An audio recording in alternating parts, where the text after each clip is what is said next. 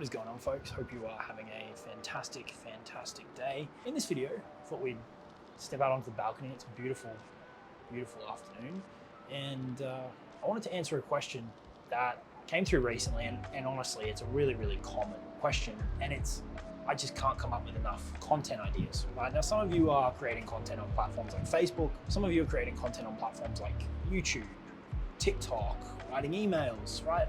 And fundamentally, it doesn't really matter what the platform is, or if it's written or if it's video. It's about, where do these ideas come from, right? Where do we get the spark for a good piece of content, a helpful piece of content? And honestly, you and I could sit down for weeks and work together on the content game. It's something that I've been doing since 2018. We've used it to sell millions of dollars, and it is a very deep topic, okay? But I want to give you a little tip in this video today that has helped a lot of my clients overcome this, so they never run out of content ideas. Okay, before we jump into it, if you haven't already, be sure to subscribe. Give this video a like if you find this helpful and it helps you with your content marketing. And if you want to know more about what we do, head over to www.jacobcaris.com.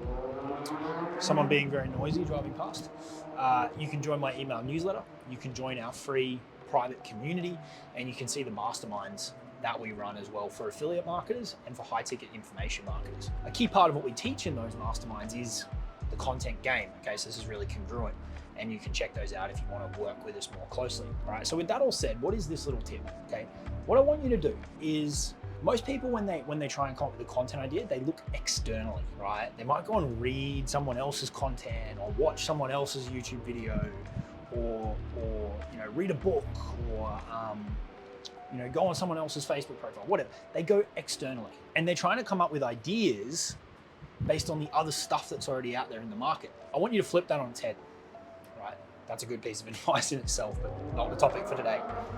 Flip that on its head. Look internally, okay? Look inside your own business. Look at, what can I utilize that happened today, that happened this week, that's happened this month within our business as a powerful piece of content.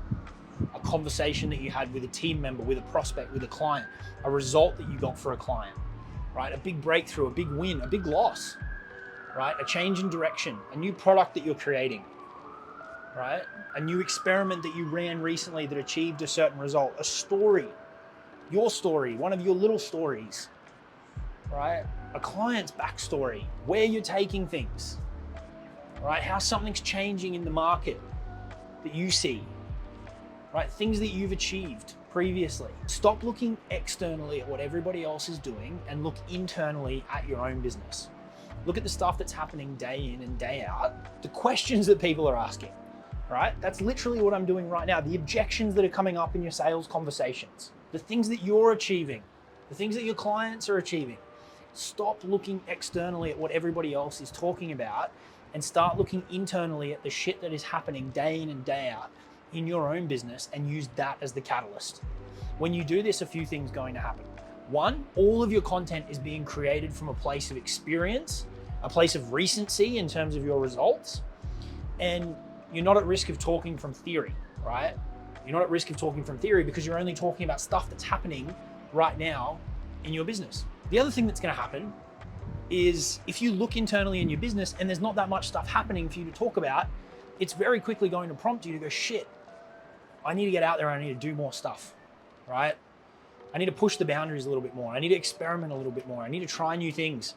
Maybe I need to question some norms. I need to challenge some beliefs that I've got or that my industry's got, right? I need to find more clients. I need to work with people. I need to test and try more stuff. We need to get out there and do more shit.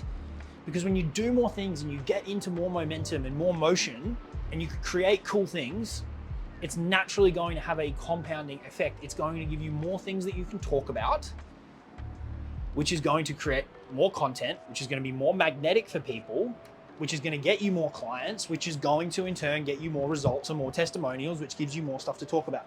And it creates this feedback loop. So if you're looking internally in your own business now and there's not a lot going on, you need to get out there and make it happen, right? I don't give a shit if you go and offer free consulting. You need to go out there and you need to make things happen. You need to generate momentum. You need to generate results in some way, shape, or form that you can then use to start the compounding effect. Okay, so that's my tip for you. is stop looking externally at what other people are doing, what other people are talking about, and using this generic, theoretical type content approach. Start looking internally into the stuff that you've done, the stuff that you're doing, the stuff that you're going to do, right? Look at the stuff that your clients are doing. Look at what your team is up to. Look at the questions that people are asking. Look within your own communities.